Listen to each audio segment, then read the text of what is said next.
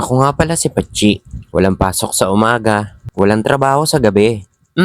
Ngayong araw nga ay Holy Week. Wala talagang pasok sa school kasi non-working holiday. Ayoko din naman magtrabaho kasi gusto magpahinga ni Pachi. Dahil nga summer ngayon, pumapalo sa 40 degrees Celsius yung init. Sa sobrang init nga naligo na ako. Ito na pala yung sabon na gamit ko. Sabong pampaitim. Kung gusto nyo nga din lumitim ay PM nyo na lang ako. Pagkatapos ko nga maligo ay naglinis lang ako dito sa kwarto. Bihira na kasi talaga ako makapaglinis sa kwarto sa sobrang busy ko. Kaya pag wala akong pasok sa school at saka sa trabaho, ay nilalaan ko na lang dito yung oras ko. Kaysa ilaan mo yung oras mo sa maling tao. Sayang naman nga ni. Dito nga sa part na to ay kinukompile ko na lang yung mga ginawa ko. Sa cellphone lang kasi talaga ako gumawa ng portfolio at case study ko. Hindi kasi talaga to sa akin laptop na to, hiniram ko lang to. Syempre kapag mabait ka sa iba, ay papahiram talaga nila kung ano meron sila. Kaya ikaw magbago-bago ka na. Ang sekreto lang talaga maging mabait ka. Lalo na kapag may kailangan ka. Baka Pachi yan. Dito nga sa part na to ay maglalaba ako. Lingguhan kasi talaga ako maglaba kaya medyo madami-dami. Buti na lang talaga may katulong ako sa buhay. Ito nga pala yung mga katulong ko sa buhay, si Wa at saka si Dra. Kaya hindi na ako nahihirapan maglaba. Malapit-lapit na din ako umalis dito sa apartment ko. Malapit na din kasi matapos yung pag-aaral ko. Kaya nalulungkot ako dito sa kwarto ko. Madami kasi talaga ako memories na iiwan dito. Pero mas masakit yung naging memories na lang yung relasyon nyo.